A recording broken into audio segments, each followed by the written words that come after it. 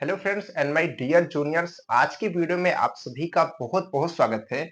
तो देखिए यहाँ पर हिंडाल्को कंपनी का प्लेसमेंट जो है हिंडाल्को इंडस्ट्री का जो प्लेसमेंट है उसका प्रोसेस स्टार्ट हो चुका है। डिप्लोमा के हर एक कॉलेजेस में वो जाने वाली है, बीटेक के भी कॉलेजेस में जाने वाली है। तो उसका क्या क्राइटेरिया होती है, कहाँ से स्टार्टिंग हुई है, किस कॉलेज से? सबसे पहले हम आपको बताना चाहेंगे कि आईआरटी कॉलेज से उसकी स्टार्टिंग हुई है। अब वो लखनऊ में भी जाएगी, लखनऊ में भी लखनऊ पॉलिटेक्निक, कानपुर सब में जाएगी। स्टार्टिंग आपके आईआरटी कॉलेज से, आईआरटी प्रयागराज से हो चुकी है। तो क्या-क्या क्राइटेरिया रहता है, क्या चीजें रहती हैं, चाहे कानपुर के आप बच्चे हों, कानपुर के हों, लखनऊ के हों या फिर आईआरटी के हों, सभी लोग ध्यान से सुनिएगा। यहाँ पर एकदम ये नई न्यू वीडियो है, ठीक है। एक ही 2 दिन हुआ कंपनी को आए हुए। तो यहाँ पर क्या है, ईयर कौन-सा है, 25-26 में आपका प्लेसमेंट होना है, ठीक है। तो देखिए क्या-क्या यहाँ पर एलिजिबिलिटी है और क्या-क्या क्वेश्चंस पूछे जाते हैं। क्वेश्चंस तो आपको मालूम है कि 20 और 50 होते हैं। हमने आपको बहुत सारी वीडियोज़ बना कर के बताई। आज हम एक्चुअल आपको क्वेश्चंस कुछ दिखाएँगे जो मेरे को ध्यान थे।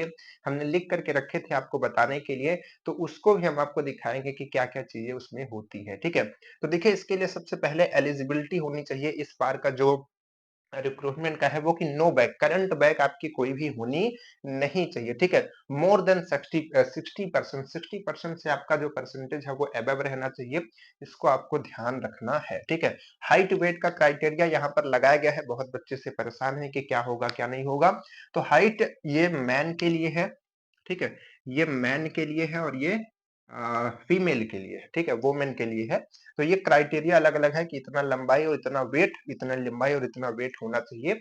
ये कॉलेज में आपके बताया जा रहा है, ठीक है। लेकिन इसमें थोड़ी फ्लेक्सिबिलिटी भी रखी जाती है। कहने का मतलब है कि थोड़ा बहुत अगर अंतर आता है तो उसको देखा जाता है। तो आप फॉर्म को भर सकते हैं, बहुत बड़ा इश्यू ये नहीं है, इसको थोड़ा-सा ध्यान रखिएगा, ठीक है।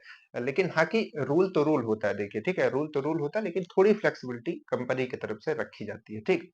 चलिए यहाँ पर देखिए कौन-कौन सी ब्रांचेस भर सकती है। इलेक्ट्रिकल इंजीनियरिंग, मैकेनिकल इंजीनियरिंग की सभी ब्रांचेस जो आईआरटी की ब्रांचेस हैं, वो सारी भर सकती है। और अगर कानपुर और लखनऊ की बात करें तो उसमें भी जितने भी मैकेनिकल की होती हैं, ठीक है, मैकेनिकल प्रोडक्शन, मैकेनिकल ऑटोमोबाइल, इस तरीके की जितनी ब्रांच है वो भर सकते हैं, ठीक। सिविल इंजीनियरिंग, सिविल के बहुत कम बच्चे आते हैं, ये आप पहले भी जान लीजिए कि सिविल के बहुत ही कम बच्चे आते हैं, 2-4 बच्चे आते हैं, लेकिन आते हैं, ठीक है, बच्चे इसमें भी आते हैं। और इलेक्ट्रॉनिक्स, इलेक्ट्रॉनिक्स के भी बच्चे आते हैं और आईसी के भी बच्चे इसमें फॉर्म को भर सकते हैं, ठीक है। प्लास्टिक को छोड़ करके सारी ब्रांचेस के लिए एलिजिबल होती हैं। क्लियर है? एलपीए क्या होता है? इसका आपका एलपीए, हाँ, एक चीज़ बहुत ज़्यादा बच्चों के मन में है कि हाथ में सर आपके कितने पैसे मिलते हैं, ठीक है? क्योंकि आपको पता है कि मैं भी उसी कंपनी में हूँ, तो बहुत बच्चे हमसे भी पूछते हैं, तो अब हम आपको आज की वीडियो में ये भी बताएँगे कि हाथ में हमारे कितने पैसे आते हैं, ठीक है?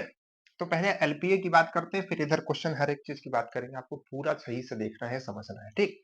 चलिए, तो देखिए यहाँ पर क्या है, एलपीए आपका रहता है 3.75 दिया है, ठीक है, जिसको सीटीसी कहते हैं। इसमें बहुत सारी चीजें इंक्लूड होती है। आपका पीएफ होता है, आपको जो रूम मिलता है उसका होता है, आपको पानी सप्लाई होती है, इलेक्ट्रिक सप्लाई, पूरा सब कुछ होता है, ठीक है।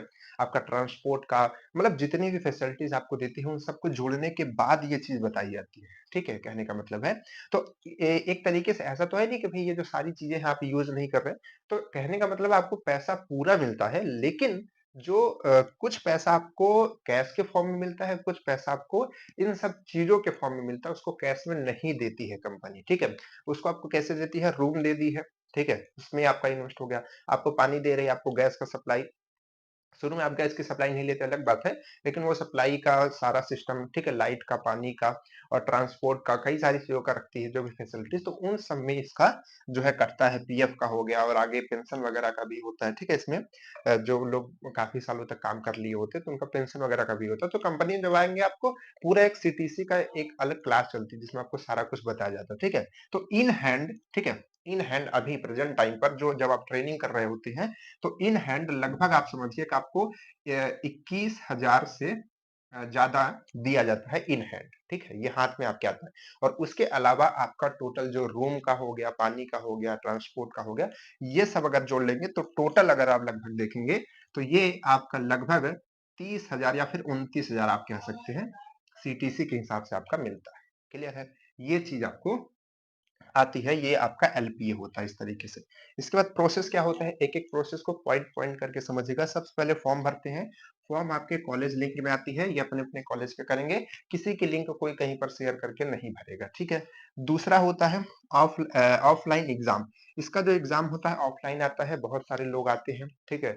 लगभग आपके वहाँ पर कॉलेज में 20 लोग आएँगे, ठीक है? और अलग-अलग आपको क्लासरूम में बैठा दिया जाएगा, उसके बाद आपको पेपर दिया जाएगा, 2 पेपर, जिसमें आपका एक पेपर नॉन टिक का होगा और एक पेपर टिक का होगा, ठीक है? नॉन टिक इतना ईज़ी होता है जिस तरीके से क्लास 5 के नवोदय के क्वेश्चन आते हैं या फिर उससे भी बिलो समझ लीजिए, ठीक है? जो बच्चा क्लास 6 या 7 में पढ़ रहा होता है, वो नॉर्मली उन चीज़ों को कर सकता है, बहुत आसान क्वेश्चन आते हैं, आप आराम से क्वेश्चन कर सकते हैं, मतलब कह दें कि एकदम ईज़ी क्वेश्चन आते हैं। कैसे आते हैं?